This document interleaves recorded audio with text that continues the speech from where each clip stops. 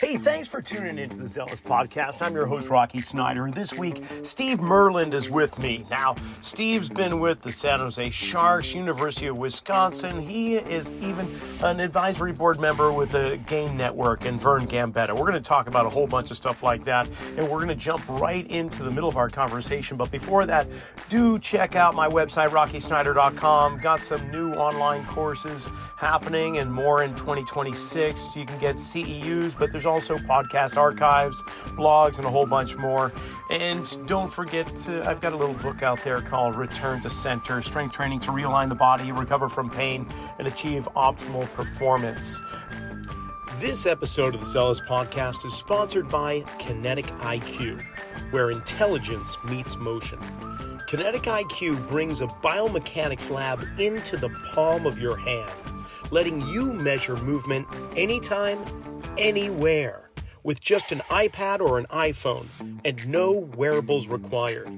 I've been using Kinetic IQ's markerless motion capture in my own practice, and whether you're screening athletes, analyzing posture and gait mechanics, optimizing performance, or guiding return to play, it helps practitioners like us save time, capture more objective data, and make instant actionable decisions.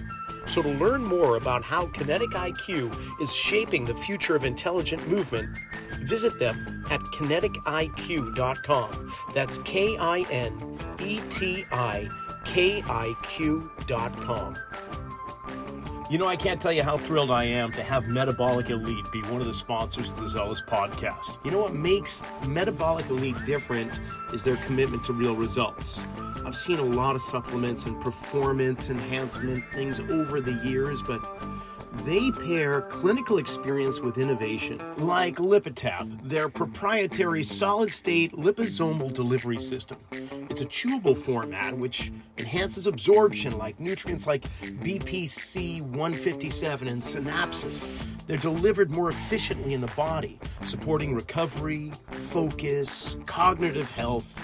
Their formulas go beyond the basics, solving performance health challenges at the system level.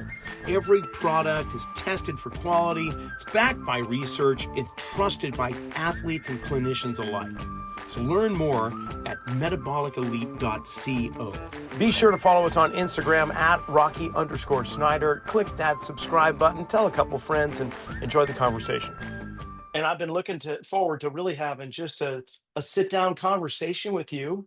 I don't necessarily have an agenda other than to get to know you, your career path, explore, gain, and, Vern, I adore Vern. I think he is perfectly outspoken.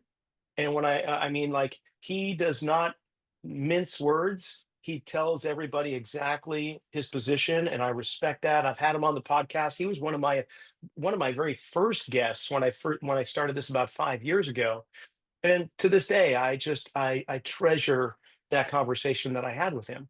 And I so there. I can't estimate where I would be or what I would be if I hadn't come across Vern, and it was pretty serendipitous, but I was at his first Building and Rebuilding the Complete Athlete seminar in 1992. Ah, There were a lot of people there. I mean, there were some. Rick Hughley from Washington was there, I think, and Rob Rogers was there, and uh-huh. Mike Boyle was there. These are people that I later came to know, and we were all sitting there, and I always tell the story. I went there with a really awful attitude. I went there thinking I was good at my job because I had a good job. So at the time I was a performance coach at the University of Wisconsin, and this was back when that was a fairly new thing. And I'm lucky it was a new thing, because the hiring standards for strength and conditioning coaches back then were like, we don't know what we're looking for, but other schools are having these guys, so we better get one. So I was hired. And I remember thinking on my first day, as I stared at the women's basketball team and they stared at me, I remember thinking, okay, you're a fraud. You do not deserve this job. You have no idea what's going to happen next. And so I decided I better start faking it, because you don't want to let on. And I must have faked it well enough that 4 years later, when I went to the seminar, I went there actually thinking I was, like I said, I deserved the job. And there was a workbook on the table that was about an inch thick. And I started leafing through it. And I started thinking, wow, is this part of my job? I mean, am I supposed to know all this stuff? If you think about it, Rocky, if my business card said strength and conditioning coach. Well, strength and conditioning are two of the easiest things that you can create, as long as you don't have to connect them to athletic qualities. I mean, Uh, those are basically just quantifiable things, and quantifiable things don't really give you an accurate picture of what a real athlete is. Like I've said this before, you have to be strong to be athletic, but you can be strong without being athletic. I mean, you can't be an athlete without being strong, but you can be strong without being athletic, is the way I put it. And so when you connect the things that I was focused on as a novice coach, when you try to connect them to speed and power and agility and coordination and sports skills and all that stuff, that's where you get into the weeds, and that's where these things start to be, on the more like art than science in a way. And I've always loved that spot, but it took Vern's first seminar to convince me, well, to point out to me that I don't even know what I don't know, you know. But to his credit, I decided, well, he's going to see me again, and he was very generous with me and very, very patient, and he became the influence and the mentor that I needed. you know, I know when this past summer we met for the first time in June, I believe it was Yeah, in Chicago at Perform Better, and Chris Boyer introduced us together, and instantly there, I just, you meet people and there's a connection. There's yeah. a there's commonalities, and so I just smile as you're telling this story, because talk about commonalities. So I 92 was when I began my professional journey in this field. 93 took the CSCS exam. 94 the personal training exam through the NSCA, and continually went to annual conference after annual conference.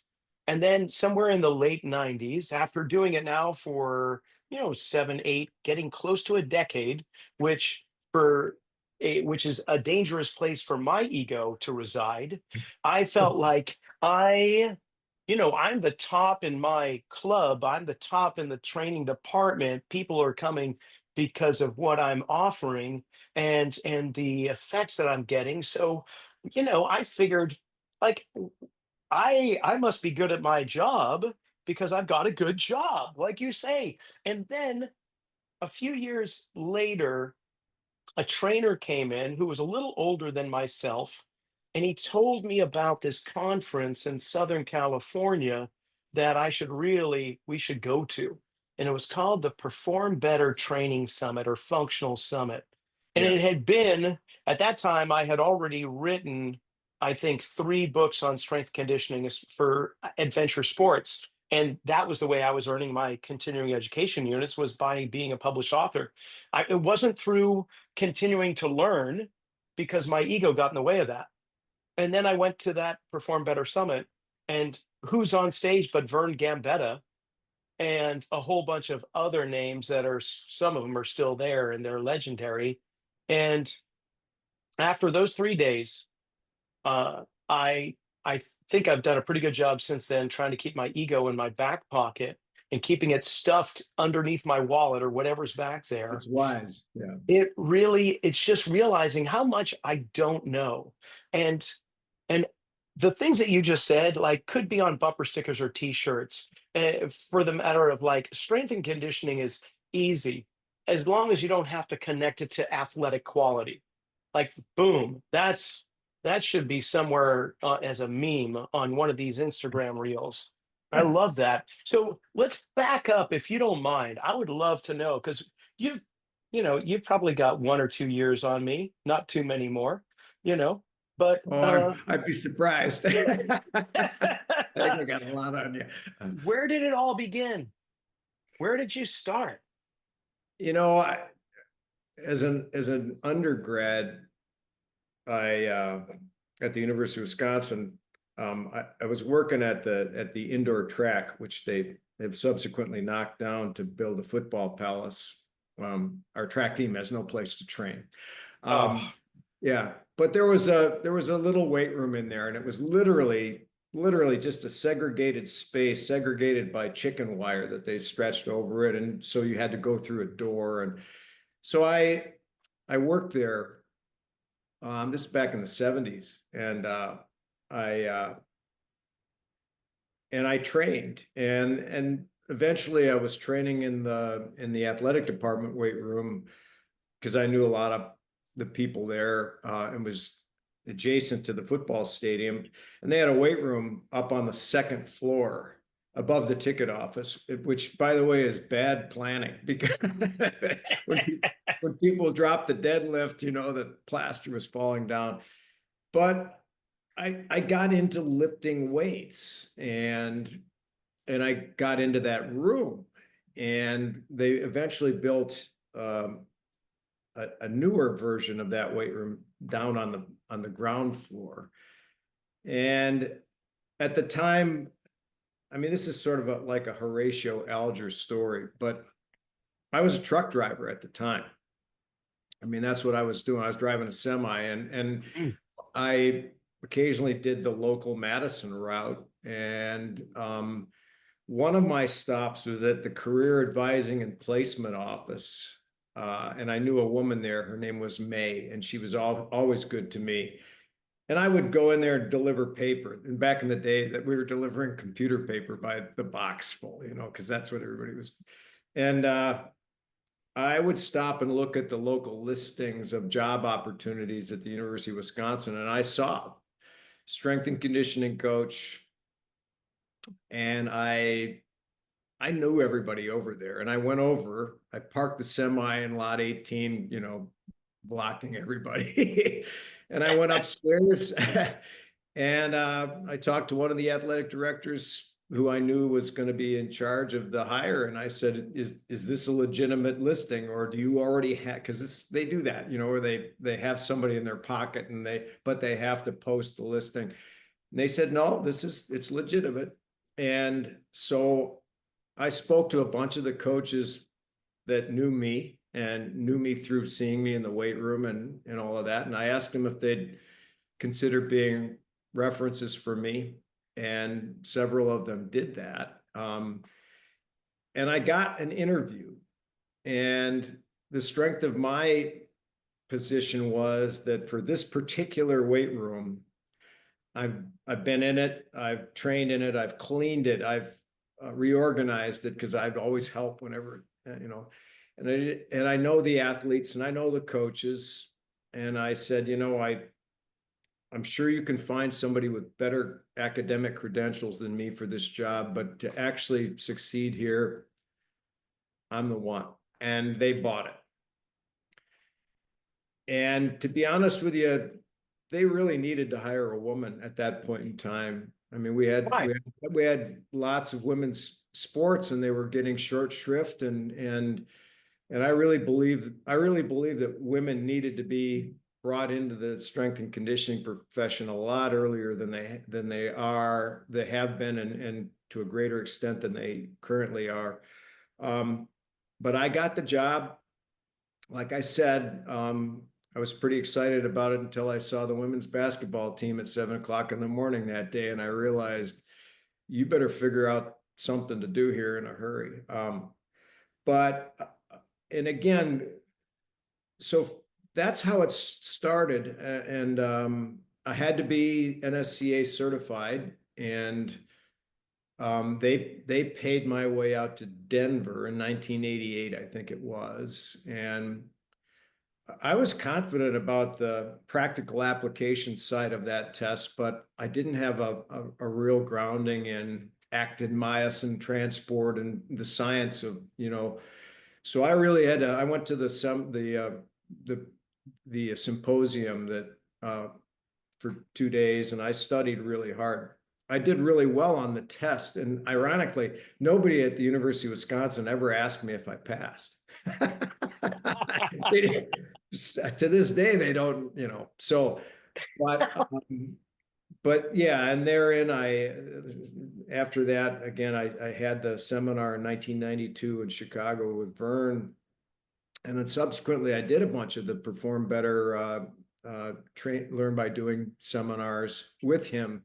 I remember we were there in Boston over St. Patrick's Day at the Reggie Lewis Center for 2 days in a row, big crowds of people. And I really enjoyed that.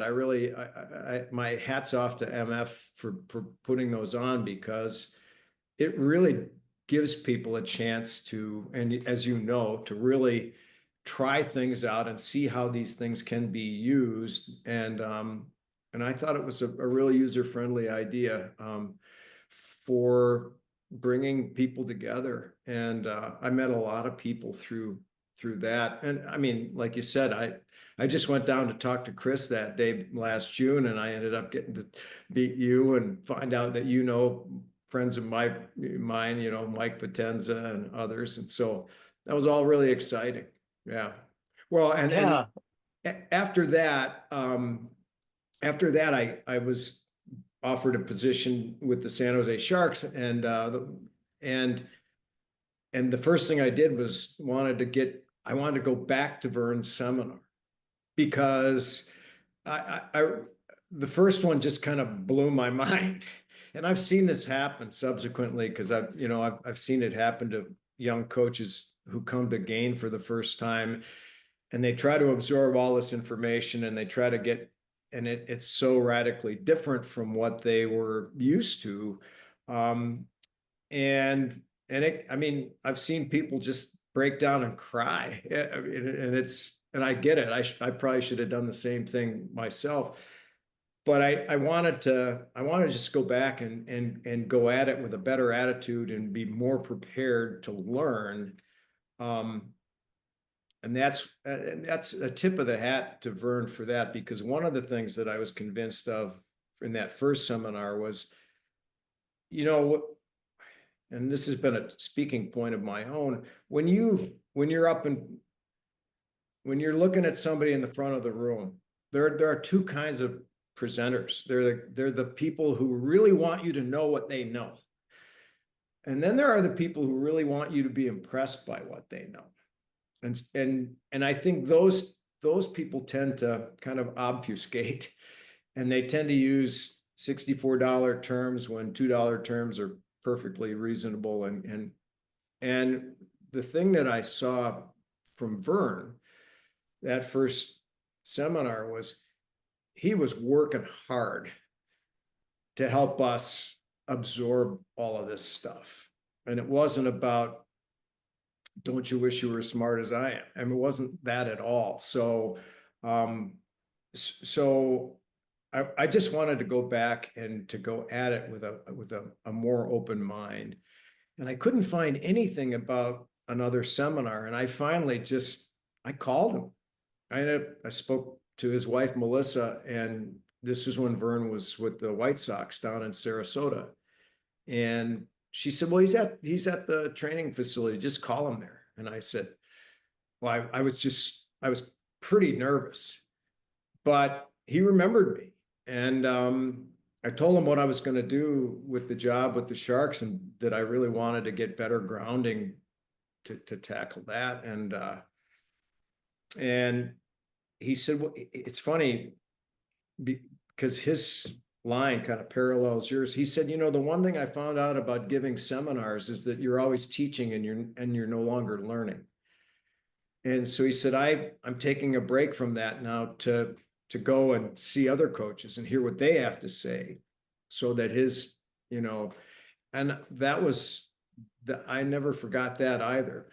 He was coming out to Santa Clara when I was going to be early on with the Sharks, and he said, let's have lunch. So we Yeah, did. now he's got his grandkids are in the Bay Area, so I'm surprised. Well, you're not there anymore, right? You're in Wisconsin, Right, so right. But he didn't have him. I mean, I met his kids when they were the age of grandkids. Kristen and Kurt. Yeah, I've known them for a long time. But yeah, so he was speaking to the National Soccer Coaches Convention, I think, and he was out there. And so we had lunch, and man, it was great. I was talking and I was learning, and of course, lunch has to end. And I just said, boy, I really, I just need to spend more time listening to you talk. And he invited me to come down to spring training that spring. And the Sharks were prepared to send me to, continuing education things. And so I remember I think we played in Calgary. And then I flew from Calgary to Sarasota, and and I yeah, and I think I stayed in Tampa and drove down every day to this White Sox spring training. They were down on Euclid Avenue, as I recall, in Sarasota. And this was the year that Michael Jordan was playing baseball. ah, And Carlton Fisk was one of the White Sox. I mean, it was a pretty whoa, heady time, And so I'd get there early in the morning, and Vern and I would do a circuit. And actually, the only other person in camp at the time that we were training was Michael, because he was over there shoveling baseballs into a pitching machine and taking an extra hour and a half of batting practice, and which impressed me, by the way. But I was there for a week, and I had completed my off-season training program for the Sharks. I took this job on a 1-year leave of absence from the University of Wisconsin because I didn't really want to leave. I wasn't really all that attracted to the whole professional sport thing. I know it's supposed to be the zenith of what we aspire to, but I really liked working with all the teams. I liked working with tennis and soccer and track and field and rowing. I liked the variety, and I think the variety helped make me a more well-rounded coach. certainly.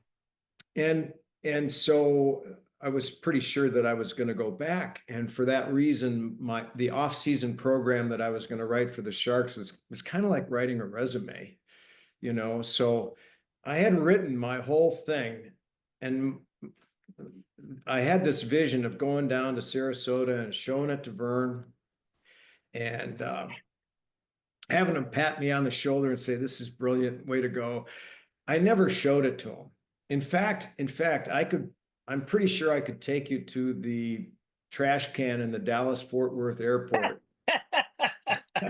where I just unceremoniously dumped the whole thing on the way home, because in 1 week of seeing how he was organizing things and how he worked things out in Sarasota with the White Sox.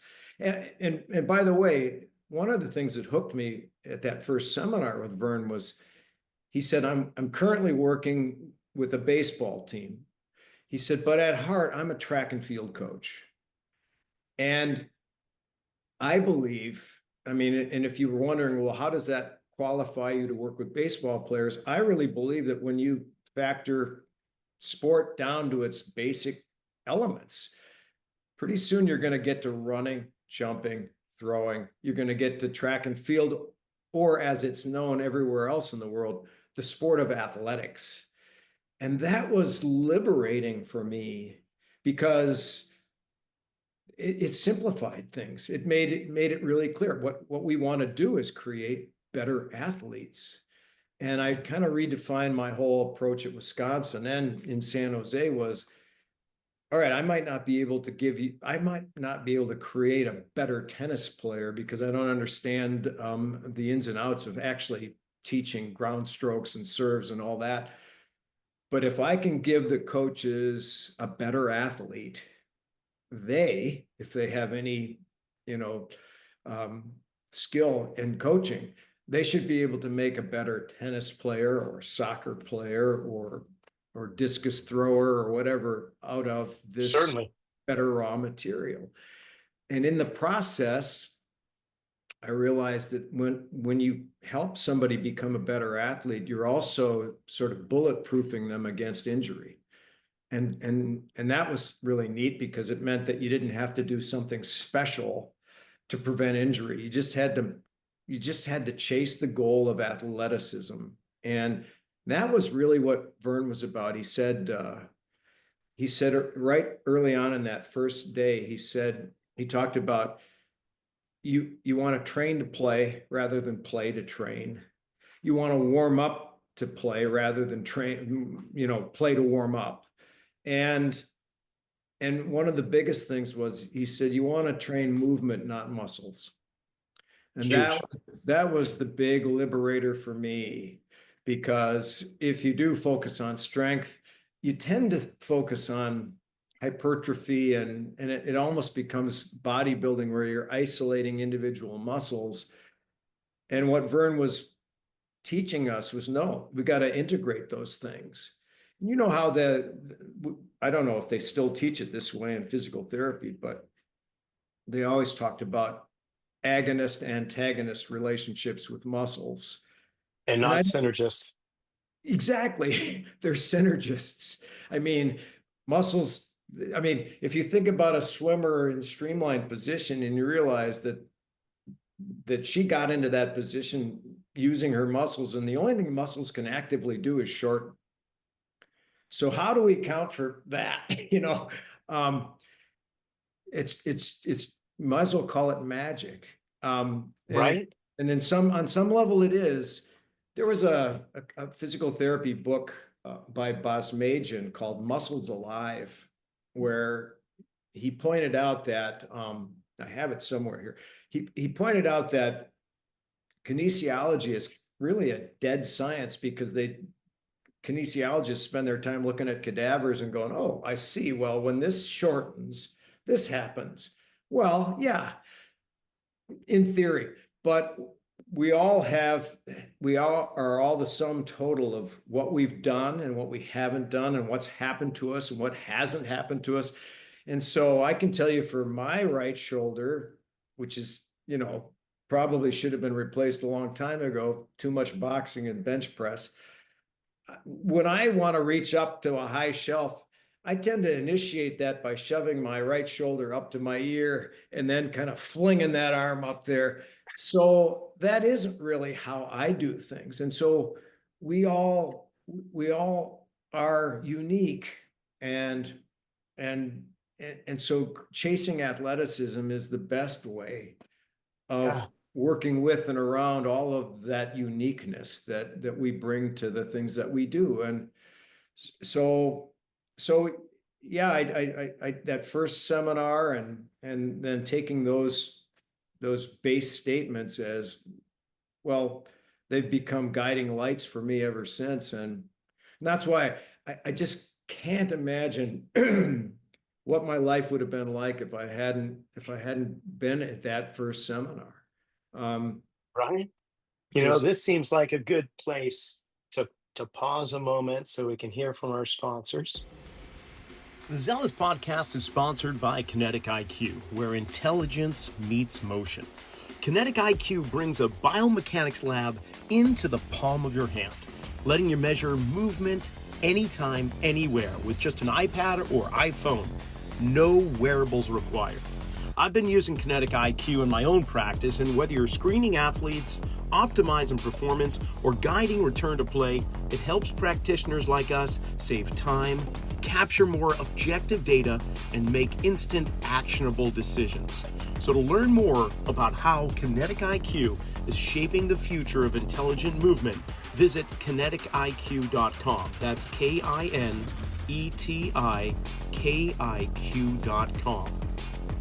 At the forefront of metabolic elite is Jim Lavelle, internationally recognized clinical pharmacist, a chief science officer at Lifetime, and the co-chair for the American Academy of Anti-Aging Medicine. He's got over 4 decades of experience and has guided Olympic athletes, professional teams, and leading health institutions. You know what makes Metabolic Elite different is their commitment to real results. Like Lipitab, their proprietary solid-state liposomal delivery system.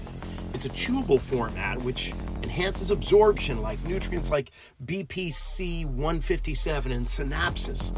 They're delivered more efficiently in the body, supporting recovery, focus, cognitive health.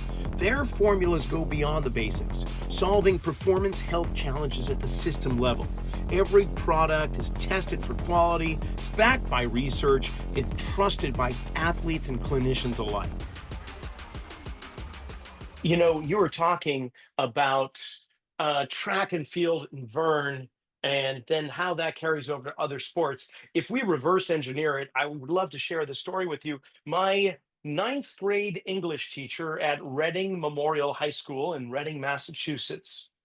His name's Harold Croft. He passed away, but Hal Croft, he was the coach for the girls and boys spring track and field team for Reading Memorial High School. They're coming out with a movie about his life. He was a Vietnam veteran, came back, and began as an English teacher at my high school. And what's really remarkable was that he is the most winningest coach in high school track and field, I believe, in the nation. We live in Middlesex County. It's comprised of many, many towns, but I think it was either 13 or 14 consecutive years that the Reading High boys and girls track and field teams were county champions, and many of those were state championships. But he went on a run for over a decade. And here's how he did it, Steve, was that he looked at the other sports and he said, you know, like he came up to me, for instance, and I think it was my senior year. I was a competitive gymnast, and my specialty was the horizontal or the high bar. And he said, you have no trouble being upside down. In fact, you really like being on your hands or flipping around. I want you to come out and do pole vaulting. So what he did was he saw the basic elements of what each event was, Right. and he went out to those athletes in different sports and recruited them for spring track and field. And so, you know, it's just kind of like what you were saying, only in the opposite direction. Like the fundamentals of human movement can be found in track and field. And those are the basics for athletic prowess and athletic pursuit and just about anything you can think of. So I totally get it. My late father-in-law my wife she was a college gymnast. She was a scholarship gymnast here at University of Wisconsin. And her father was captain of the UW gymnastics team. Now, when he was a child, he had polio. He still, I mean, to his death, he had deficiencies so he was down at the University of Wisconsin he never participated actively in the sports that were offered in his high school because he couldn't run, but he was always fit and he was always athletic, and he came down here. He went to take his freshman physical education exam. It was pull-ups, and the teacher that we had some really great legendary physical educators here at the University of Wisconsin. I realized, well, he went, Dean Morey was the name of the teacher, and he was also the gymnastics coach. And he had my father-in-law jump up to the pull-up bar to do pull-up test. And I think he'd still be going. And he jumped down, and Dean Morey said, son, I want you to come out for gymnastics. He says, I've never done gymnastics. He goes, that doesn't matter. You got what I need. And so this was and he ended up being the captain of the UW gymnastics team. Nice. And that's just proof positive of what we're saying, that give me a good athlete and I can make that good athlete into a pole vaulter or, a shot putter. I mean, just give me an athlete. And that simplistically or not, that is how I've viewed my job ever since. I want to give coaches good athletes. And I love that you bring up the movement over muscle. I think that in our industry, we are still we kind of fall back into the muscle and forget about the movement often. I'll bring up a topic that I've almost probably since ad nauseum, but the the tendency in our industry to blame one muscle for the breakdown of movement is just ridiculous. Like we used like you can think back when we were in the 90s, it was going to be the abdominals. And then at one point it was the Transverse transverse abdominis. abdominis, Yeah, exactly the yeah. TVA.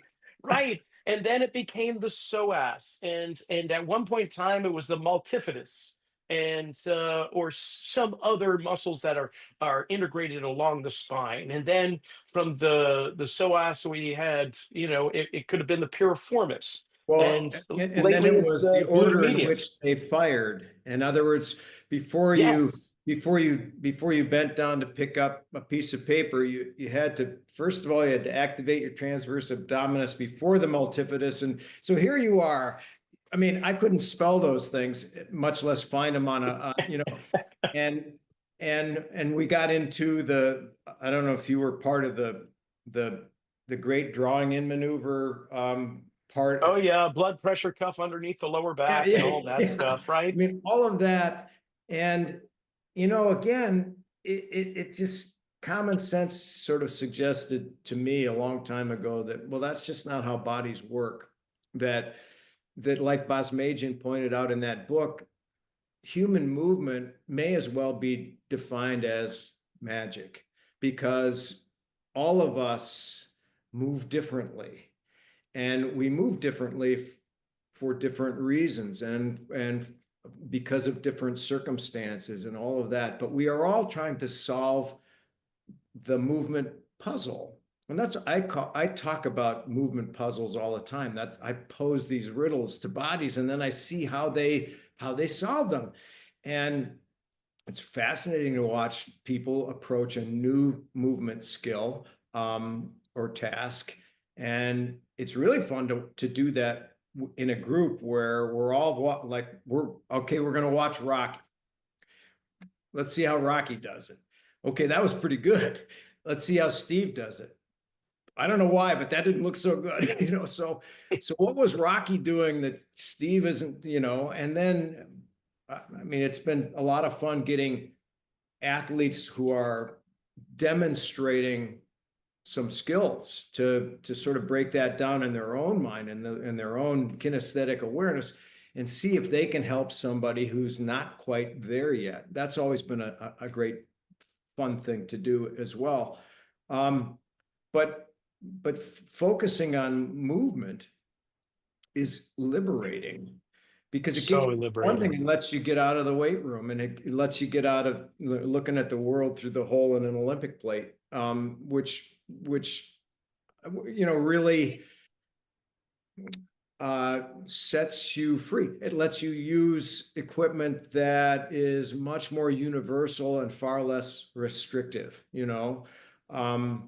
I know this. I know I'm going to be stealing a whole bunch of phrases and replaying this conversation because I love looking at the world Well, through I'm the sure hole I'm of a weight stealing plate, them from Olympic weight everybody. plate. Oh my gosh, that is fantastic. If not to get on a rant or a pedestal in any way, but we're boiling down human movement, we might as well boil it down to the two essences as I've learned it from others, is that when we land on the planet, when our body hits planet Earth, there is this whole kind of orchestration, this dance that every joint must go through. Ideally, it should. And therefore, all the tissue that surrounds those articulations are going to have to behave in a certain way. And that gets the nervous system and intertwined with the muscular and the skeletal. And it's just this amazing kind of symphony. And then, okay, so there's that basic ultimate human movement landing on the planet. And then we have blasting off the planet, which is the exact polar opposite. So, what if, I know it's a crazy thought, what if we just looked at what should be happening in each of those two polar opposite events and talk about bringing sports down to the basics of track and field where you have movement like that? What about taking anything and boiling it down to those basic movements? And you said yourself, find out what's missing. Like, why is he looking cleaner than him or her? What is missing in their library of movements? I mean, if we start to have that filter or that lens of looking at human movement, I think we're going to be that much more effective, especially if we kind of peel back the muscles and we get out of the weight room and thinking that's the end all be all. Okay, Well, I guess that's I'm on a soapbox. I didn't mean to be, but no, there you but go. that's in fact, that's what really, when I met you and I looked at your product, I thought it really comes down, number one, to how you connect to the planet, how you organize your foot on the earth. Um, and and and the other thing is that in our business, we always talk about the kinetic chain, but we never really appreciate the way a chain functions. You know, that, as you say, well, the way I always say it, when my product was the ABC ladder, and I used to tell people that remember, when you hit the ground hits you back, and the ground does not lose that battle. So you got to try to make sure that you don't lose it either. And so you can hit the ground like a ton of bricks, or you can hit the ground like a butterfly landing on a leaf. And when we talk about the kinetic chain, I like to use a chain when I demonstrate this. So all these links are connected, and movement happens when each of them contributes segmentally to those movements. If there are a bunch of links that are not tensioned or immobilized, I mean, I think my sense of things is that one of the consequences of our computerized age, where we've been sitting around with computer mouses and a lot of, so many people, so many young athletes even now are kind of paralyzed mid-thoracic. I mean, T-spines are not working. They're not functioning together. They're kind of rusted. And consequently, you have shoulder problems, and you've got all kinds of problems in cervical spines and stuff. And so the way I say it is that if you're twisting, and 3 or 4 of the links up there in that chain that is your spinal cord are not mobile, then all of that action has to happen somewhere, and you're going to get it. But you're going to get it from the nearest proximal mobile links, except they weren't designed to do all of that. They were designed to play their part. And so, and maybe an easier way to say it is that it's hard to push a chain. A chain requires tension. A chain has no function until it is properly tensioned. And so your point about the foot hitting the floor, I used to work for the local school district, and in high school track and field in Wisconsin anyway, track and field season starts indoors in hallways because there's a lot of snow and ice and mud and all that other stuff. And so you've got a lot of kids that, a lot of them haven't done much all winter long if they weren't on basketball teams or something. So now they're getting overwhelmed by ground contact and ground impact forces on hard surfaces with lousy shoes. And the upshot is that by the second week of spring track and field season, half the track team is sitting around outside the training room with ice packs on either shin, both sides. And I see that, and I have described that, I see that as a hip problem. In other words, what I see is happening is that the foot hits the ground and there's impact that goes up the chain. And that impact is transferred up into the acetabulum, but the femur doing this. And if the hip is not strengthened to the point where it can properly co-contract at the precise moment of impact to sort of attenuate that impact force, then this is going to be ricocheting back down the chain. And so down there in that, very vulnerable area on the medial shin, you've got these impacts from above and below kind of meeting and competing. So I feel like that the way we want to deal with this is to teach that chain how to contract so that there's proper tension up here, and then also teach the foot to strike the ground assertively rather than passively, and thereby using the tension on the chain to protect the weaker links up and down. I love it. I see it also in a very similar fashion. I use Goldilocks as my analogy, I guess, because not too hard, not too soft, but somewhere in between. Yeah. Like every articulation, every bony structure has a role to play in the activity that you just described. And if there is less motion, like you say at the hip, then neighboring articulations like the lumbars or the knee are going to have to, they're going to be encouraged, at least not have to, but they're going to be encouraged to increase their role. Yes. And then that's going to lead to irritation in all three areas. One area not moving enough will get stagnant and get inflamed potentially. And then you're talking about labral issues or bursitis or whatever. And then meanwhile, you might get discs shifting in places that will create issues in the lumbars, but then you might get tendinopathy or patellar tendonitis in the knee. Like all of these symptoms are just the fact that something's not moving enough, something's moving too much. Can we get them into a more balanced place where the kinetic activity, the kinematic sequencing is as close to optimal as possible so they have less likelihood of injury, wear, tear, and so on. And it's remarkable. You bring up puzzles. It's so funny because if somebody asks me at a cocktail party or whatever what I do for a living, I either say I'm a disruptor or a puzzle master. That's these days, that's what I say, because I want to disrupt existing patterns that I see in people and offer new patterns that might be more efficient so that their nervous system attaches to that a bit more because it doesn't want to waste excess energy. But at the same time, the human body is the most amazing puzzle, I believe, on this planet. And to the point where it's almost seeming like magic. And if you can understand where the pieces fit and how they move and lock and place and so on, you'll find that, that puzzle piece down or at the finger has actually a tremendous amount to do with the T-spine, or that fractured thumb you got 10 years ago greatly affects the C-spine or the lumbars or the opposing hip. It's like it's all connected. So it may be in the neighboring articulation, but if you follow the breadcrumbs around, you may very well get to a place you had no idea the underlying problem lies.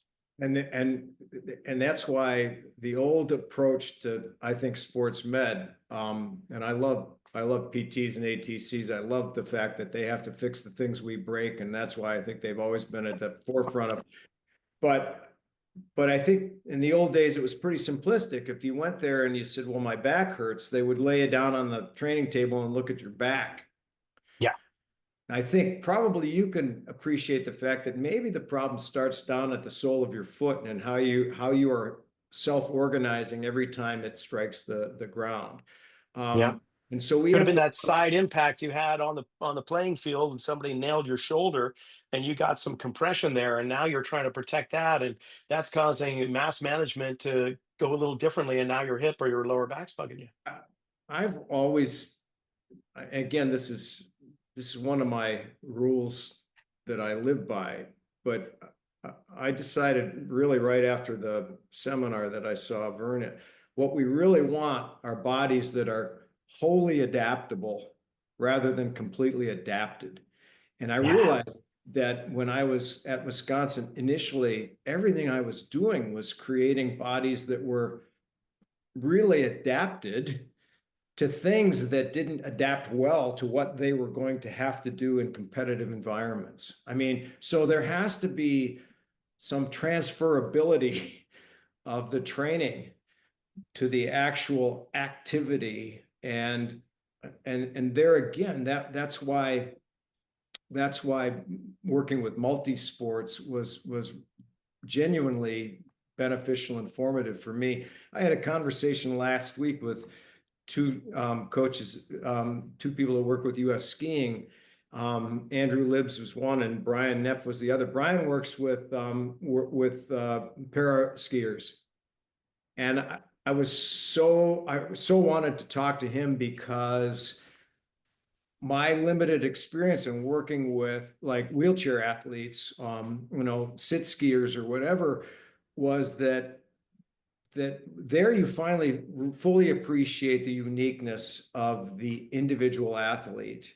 And I had a great friend and mentor named Roger Ishins, who my very first rule of thumb for what I do is it's always about difference. Roger gave me that one. I was working with a whole bunch of female rowers, and I was going to work on core strength.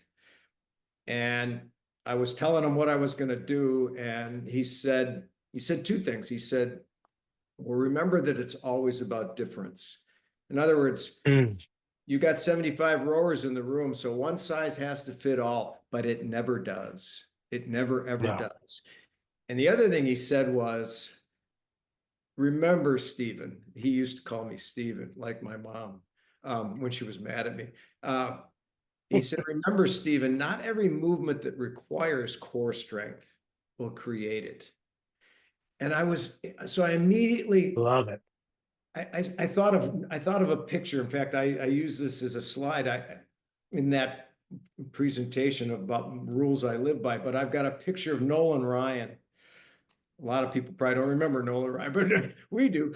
Nolan Ryan fully loaded, and you knew he was going to deliver the Ryan Express. It was going to be 104 miles an hour. And you could say, and I think we all could agree, it takes great core strength to do that. But if you think you're going to create that core strength by going out there and throwing your arm off every day, you're going to destroy all these smaller structures, all these weaker links in the chain, long before you create this bulwark of core strength. And I love that, because you just also, I immediately thought of baseball players when you say athletes are adapted to their position or their sport rather than being adaptable. And I think that feeds right into it. Just because you do a specific action and get adapted to it doesn't mean necessarily that you're adapting properly. Your movement mechanics are now actually more reinforced to bring about a greater degree of wear, tear, and and if so on. you adapt specifically to the sport, as you must, you have to be aware that you may be also adapting or being unable to adapt to things that may happen along the way. I mean, the sport that I always think of when I talk about this adapted versus adaptable is rowing.